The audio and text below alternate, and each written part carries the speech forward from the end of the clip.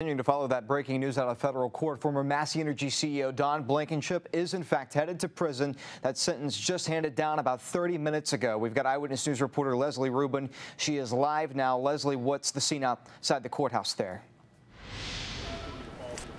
Dan, we have just learned that Don Blankenship will have to report to prison, despite the fact that his lawyers wanted him to remain free, pending that appeal that they have promised that they will appeal this conviction. Don Blankenship got up before the court. He said that he was not guilty of any crime. He said he wanted to make that clear.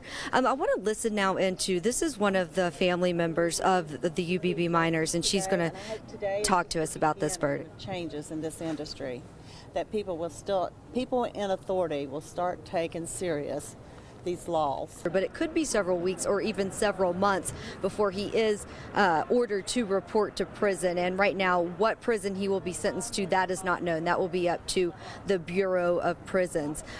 He is expected to leave the courthouse here. I assume in the next couple of minutes. Right now we have family members coming out and they were talking. He's just playing that's Don Blankenship's game that he was playing in front of the judge. That's all it is. When he turned around and said that he was sorry to the victims' families, how did that make you feel? Well, I laughed because I knew it wasn't true. He's not sorry. He's sorry he got caught, but he's not sorry for the 29 lives that he took. He's sorry that he's not a pair of stuffing his pockets full with more money. What about when he said that that the men who died were great coal miners, and he wanted you as family members to know that? How did you feel about that? He didn't know none of them men. He didn't know none of them. He didn't know. I bet you before this explosion, he couldn't tell you one of them's name. I believe this is Don Blankenship exiting right now. We will try and listen in and see what we can hear. We'll say a few things. We're obviously glad that that this process has come to an end.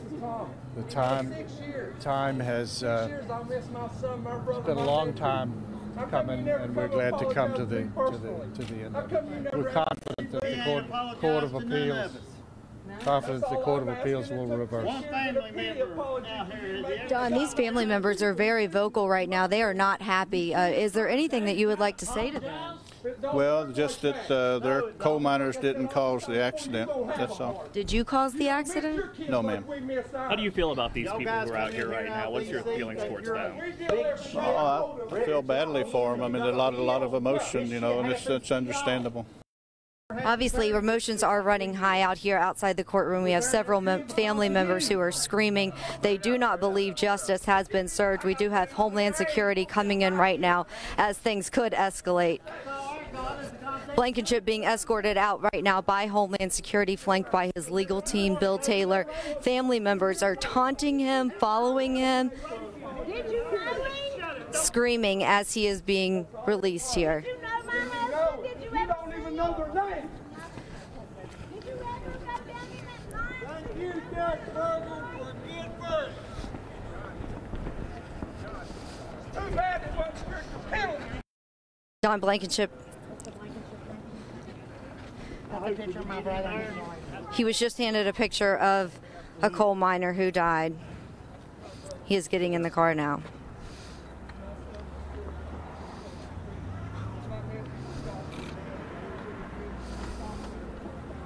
Don Blankenship was just escorted out of the courthouse by Homeland Security. He has been put in that blue van that we were talking about earlier. Now, as you could hear, emotions were running high here.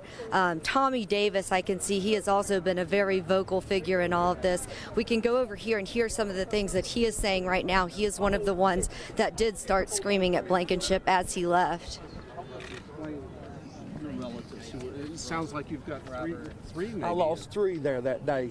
Who were they again? Charles Timothy Davis, that was my only brother, my go-to guy. My son Corey Thomas, which was only 20, the youngest one out of all of them, and my son Joshua, or my nephew Joshua from Ohio.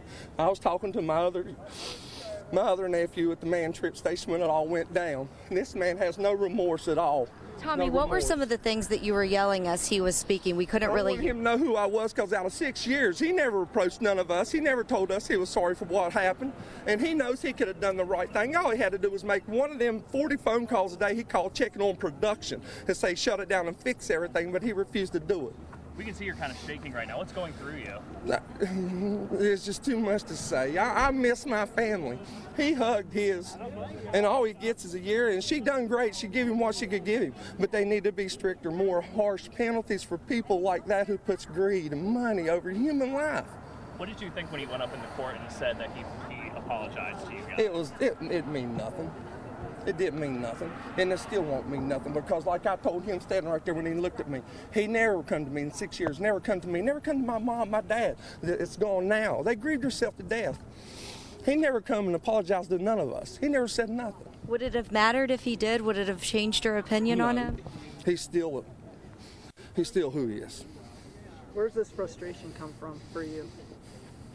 If you was where I was that day, and you seen my son after laying in there for 5 days and seen what he looked like, if you worked on them men like we did when they come outside and you smelled them and you looked at them, then you know where I come from. You know what's here. Not much. Tommy, you worked there as well, right? Yes. Were you there that day? Yes, I was. I was in at the man trip station trying to early out. But I got to feel only a little bit what a whole lot of these men feel a whole lot of. And that man has no remorse for human life at all. Thank you, Tommy. And I wanted to make sure he knew who I was before he left here, because he don't know none of them. Could you say your name for us?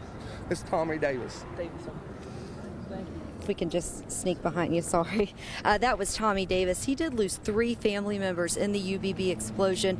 I know it was his son, his brother, and I believe it was his nephew. Tommy Davis also worked at UBB. He was one of the coal miners that, despite Judge Berger's gag order early on after the indictment, he was still very vocal that he wanted to speak his mind, and he did that here today as Blankenship walked out of the courthouse a free man for at least a couple of more weeks or months until he is ordered to report to prison. We are going to wrap up our coverage here today, but we will have much more tonight on Eyewitness News at 5 and 6. You will hear from all of those family members what they had to say and the reaction here as Don Blankenship was sentenced to 1 year in prison and a $250,000 fine. For now, though, reporting live in Charleston, Leslie Rubin, Eyewitness News.